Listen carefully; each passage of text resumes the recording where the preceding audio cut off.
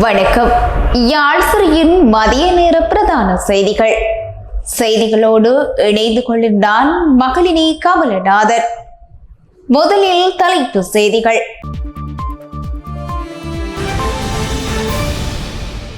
ஐநா மனித உரிமைகள் உயர்ஸ்தானிகரின் யாழ் விஜயத்தில் தமிழ் மக்களின் நிலைகளை கண்டு வேதனையோடு வெளியேறினார். செம்மணியில் கண்டுபிடிக்கப்பட்ட மனித புதைகுழியின் 2ஆம் கட்ட அகழ்வு பணிகள் மீண்டும் ஆரம்பம். அருகில் இன்னொரு மனித புதைகுழி. மனித உரிமைகள் உயர்ஸ்தானிகரை சந்தித்த மனோ கணேசன் ஐநா சபை ஈழத் தமிழர்களை கைவிட்டது என குற்றம் சாட்டினார். 3 பேருக்கு தூக்கு தண்டனை விதித்த ஈரான் அரசு. அமெரிக்காவை இலக்கு வைத்து தாக்கும் அணுசக்தி ஏவுகணையை உருவாக்கும் பாகிஸ்தான். அம்பலமான பல உண்மைகள். தொடர்வன விரிவான செய்திகள். இலங்கைக்கு வருகை தந்து ஐக்கிய நாடுகள் மனித உரிமைகள் பேரவையின் ஆணையாளர் வோல்கர் டர்க் அரியாலை செம்மணி புதைக்குழி இடத்தை நேரில் சென்று பார்வையிட்டுள்ளதுடன் நேற்றிரவு தமிழ் அரசியல் கட்சிகள் பிரமுகர்களையும் சந்தித்து கலந்துரையாடியுள்ளார். இலங்கைக்கு வருகை தந்துள்ள ஐக்கிய நாடுகள் மனித உரிமைகள் பேரவையின் ஆணையாளர் வோல்கர் டர்க் நேற்று யாழ்ப்பாணம் செம்மணி சிந்துபாத்தி இந்து மயானத்துக்கு நேரில் சென்று அங்குள்ள மனித புதைக்குழிகளை பார்வையிட்டார். புதைக்குழிகளை பார்வையிட்ட ஐநா உயர்ஸ்தானிகர் அகழ்வு பணிகள் நடைபெற்றுக் கொண்டிருக்கும் போது களத்தில் இருந்த சட்டத்தரணிகள் மனித புதைக்குழி அப்பகுதியில் இருப்பதாக காவல் நிலையத்தில் முறைப்பாடு பதிவு செய்தவர்கள் உள்ளிட்ட தரப்பினருடன் புதைக்குழிகள் தொடர்பாக தகவல்களை கேட்டறிந்தார். செம்மணி புதைக்குழிக்கு நீதி கோரி யாழ்ப்பாணம் வளைவுக்கு அருகில் கடந்த 3 நாட்களாக முன்னெடுக்கப்பட்டு வரும் அணியாதீப போராட்ட களத்துக்கு வோல்கர் டர்க் நேரடியாக சென்றார். அங்கு போராட்டத்தில் ஈடுபட்டிருந்த காணாமல் ஆக்கப்பட்டவர்களின் உறவுகளிடம் அவர்களின் பிரச்சினைகளை கேட்டறிந்தார். அத்துடன் படுகொலை செய்யப்பட்டவர்களின் நினைவாக ஏற்றப்பட்ட அணையா தீபத்துக்கு முன்பாக மலர் தூவி அஞ்சலி செலுத்தினார்.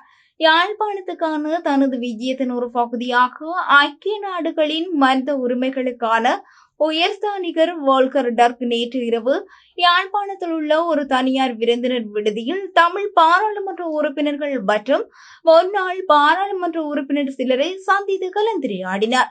இந்த சந்திப்பில் பாராளுமன்ற உறுப்பினர்களான சிவஞானம் ஸ்ரீதரன், இரா சாணக்கியன், செல்வம் அடைக்கலநாதன், சண்முகநாதன், ஸ்ரீ பவானந்த ராஜா மற்றும் முன்னாள் பாராளுமன்ற உறுப்பினர் தர்மலிங்கம் சித்தார்த்தன் ஆகியோர் கலந்து கொண்டனர். இந்த நிலையில் இலங்கையில் இடம்பெற்ற போர் குற்ற விசாரணை சர்வதேச குற்றவியல் நீதிமன்றத்துக்கு சமர்ப்பிக்க நடவடிக்கை எடுக்க வேண்டும் என்பதை வலியுறுத்தி அரசியல் கட்சிகள், சிவில் சமூக பிரதிநிதிகளும் மனு ஒன்றினை கையளித்துள்ளன. யாழ்ப்பாணம் செம்மணியில் கண்டுபிடிக்கப்பட்ட மனித புதைக்குழியின் 2ஆம் கட்ட அகழ்வு பணிகள் இன்று வியாழக்கிழமை ஆரம்பிக்கப்பட்டுள்ளது. இதற்கான நிதியும் விடுவிக்கப்பட்டுள்ளது.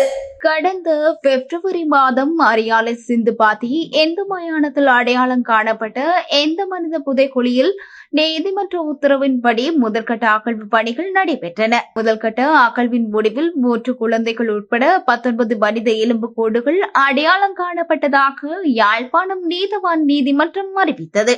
ஈவிரக்கமின்றி கொன்று புதைக்கப்பட்ட மக்கள் என செம்மணி அகழ்வு பணி குறித்த மக்கள் கருத்தினை பிரதிபலிக்கும் வகையில் 2ஆம் கட்ட அகழ்வு பணிகளை 45 நாட்களுக்கு மேற்கொள்ள நீதிமன்றம் அனுமதி வழங்கியுள்ளது. இந்த அகழ்வு பணிக்கான செலவினம் பட்ஜெட் சமர்ப்பிக்கப்பட்ட நிலையில் அதற்கான நிதி ஒதுக்கீடுகள் கிடைத்துள்ளன. இதன் காரணமாகவே இன்று முதல் 2ஆம் கட்ட அகழ்வு பணிகள் முன்னெடுக்கப்பட உள்ளன.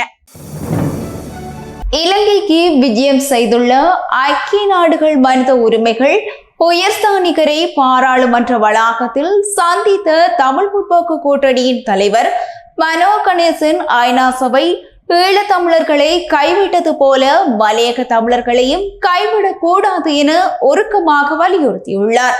இந்த சந்திப்பின் போது மனோ கணேசன் தனது பேச்சில் ஐநா சபை ஈழத்தமிழர்களை கைவிட்டதாகவும் கூறியுள்ளார். கொடும் யுத்தம் நடந்த போது ஐநா சபை வடக்கிலிருந்து முன்னறிவிப்பு இல்லாமல் வெளியேறியது அங்கே சாட்சியம் இல்லாத யுத்தம் நடக்க காரணமாக அமைந்தது என்றும் அவர் சுட்டிக்காட்டியுள்ளார்.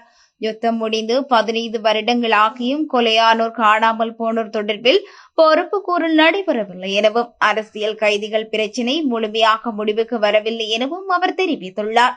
மேலும் யுத்தம் நடைபெற மூல காரணமாக இருந்த இனப்பிரச்சினைக்கு இன்னும் தீர்வு காணப்படவில்லை என்பதையும் மனோ கணேசன் எடுத்துரைத்துள்ளார். இதன் காரணங்களால் தான் ஈழத்தமிழ் மக்கள் ஐநா சபை தங்களை கைவிட்டு விட்டதாக உணர்கிறார்கள் என்றும் அவர் குறிப்பிட்டுள்ளார். அதே நேரம் ஈழத்தமிழர்கள் கைவிட்டது போல இலங்கையில் வாழும் மலையக தமிழர்களையும் கைவிட்டுவிட வேண்டாம் என உயர்ஸ்தானிகரிடம் கேட்டுக் கொண்டுள்ளார்.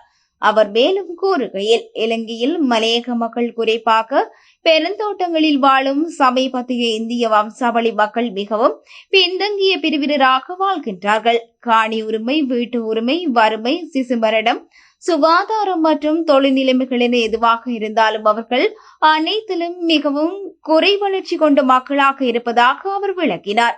சில வருடங்களுக்கு முன் இலங்கை வந்த ஐநா விசேட அறிக்கையாளர் பெருந்தோட்ட மக்கள் தொடர்பில் காத்திரமாக விடயங்களை உள்ளடக்கிய அறிக்கை ஐநா மனித உரிமை ஆணையகத்தின் 51வது அவைக்கு சமர்ப்பித்ததாகவும் அதனை கவனத்தில் கொள்ளுமாறு உயர்ஸ்தானிகரிடம் கேட்டுக் கொண்டுள்ளார். இலங்கை பற்றி அறிக்கை சமர்ப்பிக்கும் போது தவறாமல் இலங்கையில் வடகிழக்கு வெளியே வாழும் மலையக மக்கள் குறிப்பாக பெருந்தோட்டங்களில் வாழும் மக்கள் தொடர்பில் கவனம் செலுத்துமாறு தமிழ் முற்போக்கு கூட்டணி தலைவரற்ற முறையில் மனோ கணேசன் மேலும் வலியுறுத்தியுள்ளார். அடுத்து சர்வதேச செய்திகள். பாகிஸ்தான் ரகசியமாக கண்டம் விட்டு கண்டம் பாயும் அணுசக்தி ஏவுகணைகளை உருவாக்கி வருகிறது என அமெரிக்க உளவுத்துறை தெரிவித்துள்ளது. இந்தியாவின் ஆபரேஷன் சிந்தூர் நடவடிக்கைக்கு பிறகு சீனாவின் உதவியுடன் பாகிஸ்தான் தனது ஆயுத களஞ்சியத்தை கணிசமாக அதிகரிக்க முடிவெடுத்தது எனவும் இதன் ஒரு பகுதியாக அமெரிக்காவின் முக்கிய பகுதிகளை குறிவைக்கும் தாக்கும் திறன் கொண்ட கண்டம் விட்டு கண்டம் பாயும் ஏவுகணைகளை பாகிஸ்தான் ரகசியமாக உருவாக்குவதாகவும் அந்த அறிக்கையில் மேலும் தெரிவிக்கப்பட்டுள்ளது. அமெரிக்காவின் எச்சரிக்கை மற்றும் கவலைகள் பாகிஸ்தான் இதுபோன்ற ஆயுதங்களை உருவாக்கவோ அல்லது வாங்கவோ முயற்சித்தால் அந்த நாடு அமெரிக்காவின் எதிரியாக கருதப்படும் என அமெரிக்க அதிகாரிகள் எச்சரித்துள்ளனர். அமெரிக்கா தனது நாட்டுக்கு அச்சுறுத்தலாக இருக்கும் அல்லது அணு ஆயுதங்களை வைத்திருக்கும் எந்த ஒரு நாட்டையும் தனது எதிரியாக அறிவிக்கும். தற்போது ரஷ்யா, சீனா மற்றும் வடகொரியா ஆகிய நாடுகள் அமெரிக்காவின் எதிரி நாடுகளாக கருதப்படுகின்றன. பாகிஸ்தான் இதுவரை குறுகிய மற்றும் நடுத்தர தூர ஏவுகணைகளை உருவாக்குவதில் கவனம் செலுத்தி வந்தது. தற்போது அந்த நாட்டிடம் கண்டம் விட்டு கண்டம் வாய்ந்து தாக்கும் ஏவுகணைகள் இல்லை. 2022ஆம் ஆண்டின் பாகிஸ்தான் மேற்பரப்பு முதல் மேற்பரப்பு வரையிலான காகின் இடைநிலை ஏவுகணைகளையும் 2023ஆம் ஆண்டின் கௌரி என்ற இடைநிலை ஏவுகணைகளையும் வெற்றிகரமாக சோதித்தது.